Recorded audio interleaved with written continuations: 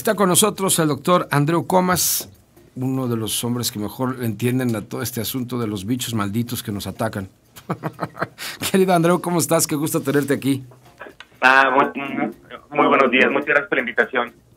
¿Cómo estás, Andreu? Oye, ya tenemos, dice el secretario de Salud, que podrían ser 3 los casos de viruela del mono aquí en San Luis Potosí. ¿Qué hacemos? ¿Nos alarmamos? ¿Nos quedamos alerta? ¿Qué corresponde por parte de la ciudadanía? ¿Qué corresponde por parte de las autoridades? El caso de España es muy interesante. Tienen ya 4,500 casos de viruela del mono.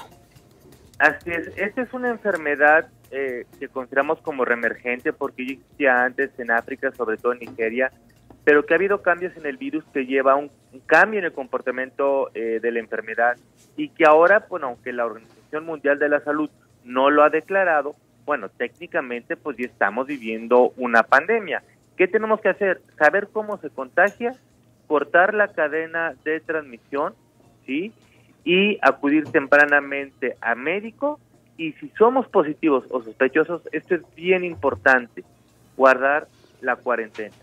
De hecho, no hace pocos días veíamos una imagen por ahí, no sé en qué metro o autobús de este país, de una persona con todas las lesiones clásicas de viruela del mono a la mitad de un autobús. Eso pone en riesgo a las demás personas. ¿Cómo se contagia? ¿Cuáles son los primeros síntomas? ¿Cómo se hace el diagnóstico de la viruela del mono? Sí, esta se va a contagiar, puede ser por saliva, por secreciones, saliva o el semen, puede ser por contacto directo con las lesiones, también puede ser, por ejemplo, por compartir ropa o la ropa de la cama, por contacto sexual o por contacto estrecho.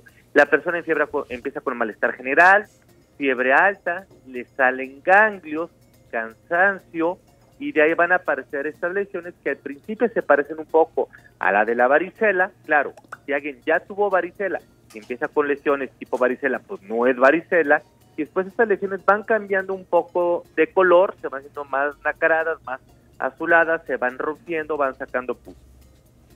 Oye, ¿se pueden morir de viruela del mono?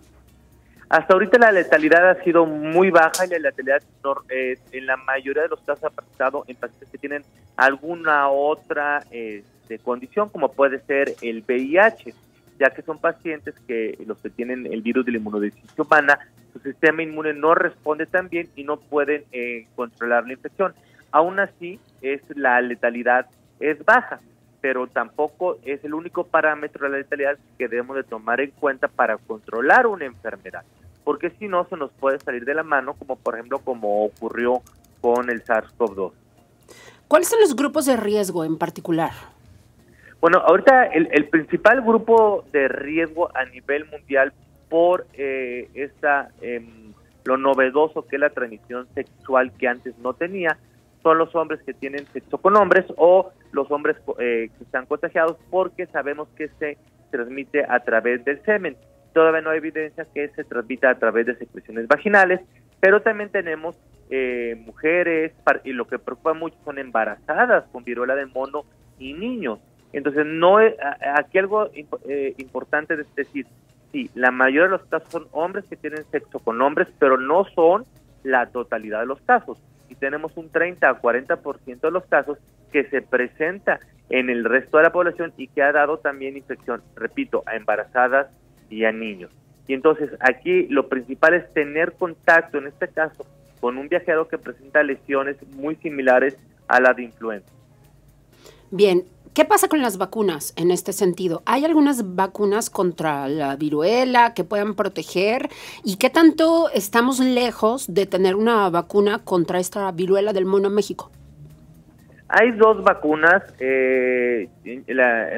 la más cercana geográficamente, la que tiene Estados Unidos, Genix, y se ve difícil porque la producción es poca, es escasa, y también no tenemos una política pública de compra de vacunas que nos permita cubrir esta necesidad. Simplemente hay que ver la última encuesta nacional de salud y nutrición 2021, donde se ve la caída de vacunación y los problemas que hemos tenido para vacunar a COVID. Entonces se ve complicada la vacunación. ¿Qué sí podríamos hacer con los recursos limitados, sobre todo con poco dinero para comprar vacunas y con poca generación de vacunas contra viruela del mono?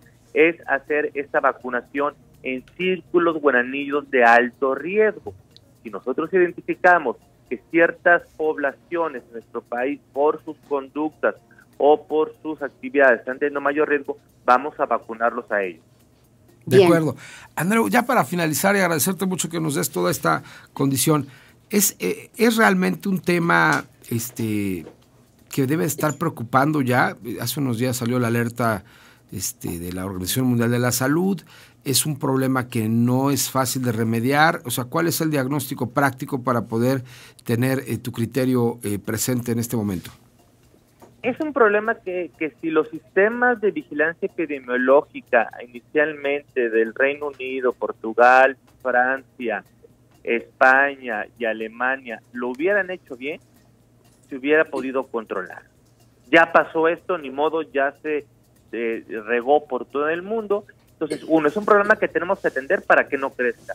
Segundo, este es otro aviso más tanto de las consecuencias de la pandemia, de las consecuencias del cambio climático, de las consecuencias de meternos como seres humanos en hábitats o nichos que no nos corresponden, y también es un recordatorio de que hay enfermedades que estaban olvidadas que van a regresar, y así como ahora tenemos este brote de viruela del mono, ha habido pequeños brotes de peste, ha habido pequeños brotes de antrax, ha habido casos de tétanos, de difteria, tuvimos también un brote importante en el 2020 de sarampión.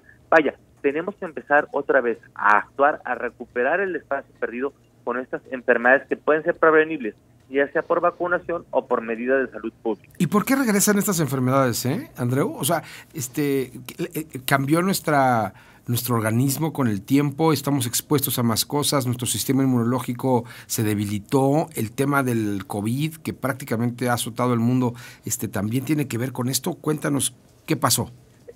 Uno es la caída a nivel mundial de las coberturas de vacunación, porque en Alvivir llevamos ya muchas décadas de viviendo en un mundo sin muchas enfermedades que las evitamos por vacunación. Entonces, tenemos toda una generación de papás que como no vieron esa enfermedad, no creen en esa enfermedad y ya no están vacunando a sus niños, más los movimientos antivacunas, o en el caso de México, una caída desde la mitad del sexenio del presidente Peña Nieto, una caída en la vacunación, por un lado. Por otro lado, hay claro efecto del cambio climático, y si eso te está afectando a las plantas, a los mares, a la lluvia, también está afectando al ecosistema de los patógenos. El meternos y destruir selvas o nichos ecológicos donde no estaba el humano también genera la aparición de nuevos virus, ejemplo, el Zika. Y también la globalización permite que un brote que hoy fue pequeño, que salió de Nigeria, llegó a una familia del Reino Unido, rápidamente se desperdigó por Europa. Bien, mucho se ha criticado además la comunicación sobre la viruela del mono en los Estados Unidos. ¿Qué podemos aprender de ello en México, Andreu? Uno, no estigmatizar, sí saber que el principal grupo de riesgo hoy por hoy son los hombres que tienen sexo con hombres, los viajeros, pero no es exclusivo. Dos, la población tiene que entender que si es sospechosa de viruela del mono, tiene que acudir a un médico, el médico tiene que notificar a la jurisdicción sanitaria correspondiente y se tiene que aislar para que no pase lo de Puerto Vallarta. Identifican el caso, le dan la noticia al paciente, lo quieren aislar, el paciente huye del aislamiento y se va a fiestas. Los pacientes tienen que entender que esto puede tener secuelas, ¿sí? Estéticas, funcionales, y que hasta ahorita sí la letalidad es baja, pero desconocemos las secuelas a largo plazo, como el COVID ya nos demostró que hay el COVID largo. Entonces, lo primero es la prevención, porque la prevención me sale mucho más barato que cualquier otra cosa. Y si yo empiezo a hacer promoción y prevención para la salud a través de los medios masivos de comunicación, entonces es más fácil que mi población esté informada y sea más difícil la dispersión de la enfermedad. ¿Cuánto tiempo se tiene que aislar una persona con viruela del mono? El problema es que el periodo de incubación es de 21 días. Entonces, por lo tanto, ya de por sí cubrir un periodo de incubación de 21 días es complicado. Si yo quiero hacer una cuarentena, son 3 veces el periodo de incubación. O sea, que es que tendría que poner en cuarentena a 3 meses a esa persona. Pero por lo menos, bueno, podemos cambiar un poco la estrategia. Es decir, yo tengo un paciente, ese paciente, mientras tenga lesiones, va a seguir siendo contagiosa. Todos sus contactos, ahí sí, tienen que tener una cuarentena de 21 días que podemos hacer y ir vigilando paulatinamente la evolución de los pacientes, e irles haciendo pruebas moleculares. Aquí es donde la tecnología que hoy ya tenemos en nuestro país nos puede ayudar a acortar las cuarentenas y hacer... Bueno. Se nos fue. ¿Sí? Ahí está. No, aquí está. Ya. Decías de la cuarentena. Sí, la cuarentena, como es una cuarentena larga, les digo, el ir siguiendo a los pacientes día con día a ver si van apareciendo lesiones, más las pruebas moleculares que hoy ya tenemos disponibles, nos pueden ayudar a hacer cuarentenas mucho más inteligentes y mucho más efectivas. Bien. Estupendo.